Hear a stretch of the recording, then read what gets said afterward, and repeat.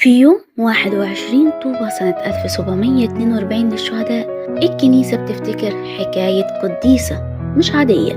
قديسة سابت القصر والتاج والعز واختارت طريق أصعب بكتير، طريق البرية. هي القديسة إيلاريا بنت الملك زينون. اتولدت في أواخر القرن الخامس وتربت هي وأختها ساوبستا في قصر مليان مجد، بس الأهم إنه كان مليان إيمان. اتربت تربية مسيحية حقيقية، صلاة وهدوء وحب لربنا. ومن وهي صغيرة قلب إيلاريا ما كانش مع الدنيا، كان جواها شوق غريب للبتولية واشتياق عميق للرهبنة. بس كانت عارفة إن مفيش دير عذارة قريب من القسطنطينية هيقبل بنت الملك. الخوف من أبوها كان مانع كبير. فضلت تفكر وتصلي وتبكي قدام ربنا وتقوله دبر لي حياتي يا رب.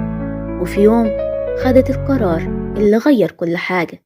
لبست زي الرجال وسابت القصر من غير ما حد يعرف حقيقتها، وركبت سفينة راحت بيها على الإسكندرية، ومنها شدت الطريق للبرية لحد ما وصلت برية شهيد ودير القديس مكاريوس الكبير. هناك قابلت الأنبا بموة وحكت له قصتها كاملة. طلبت منه يسمح لها تعيش راهبة. قبلها لكن بحكمة. أسكنها في مغارة بعيد عن الدير، بعيد عن الناس، بعيد عن العالم. وفي المغارة دي عاشت 15 سنة كاملة، نسك شديد، صوم، صلاة، دموع، وسهر قدام ربنا. الأنبا بموة كان بيفتقدها من وقت للتاني، لكن هي ما كانتش بتيجي الدير غير علشان تتناول من الأسرار المقدسة.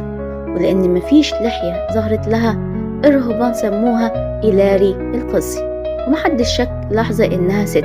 والسنين عدت لحد ما حصل امتحان كبير. أختها الصغيرة الأميرة ساوبستا مسها شيطان رديء.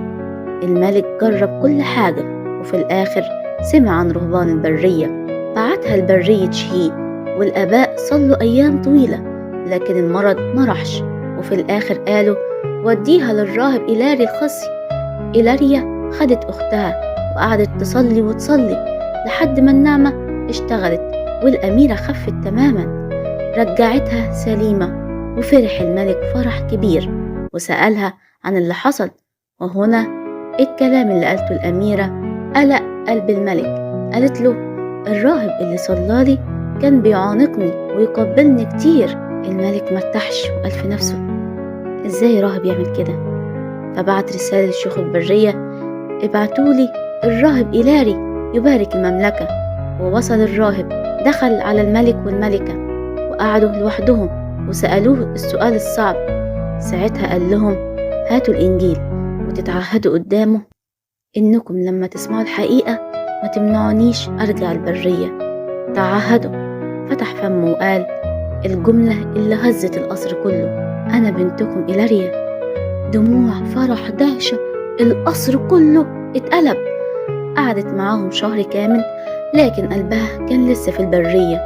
طلبت ترجع، هم حاولوا يمنعوها لكن هي فكرتهم بالتعهد. قبل ما تمشي الملك كتب لوالي مصر يوفر للدير قمح وزيت وكل احتياجات الرهبان سنويا، واهتم بالعمارة البرية وبنى حصن عظيم بدير القديس مكاريوس لسه قائم لحد النهاردة.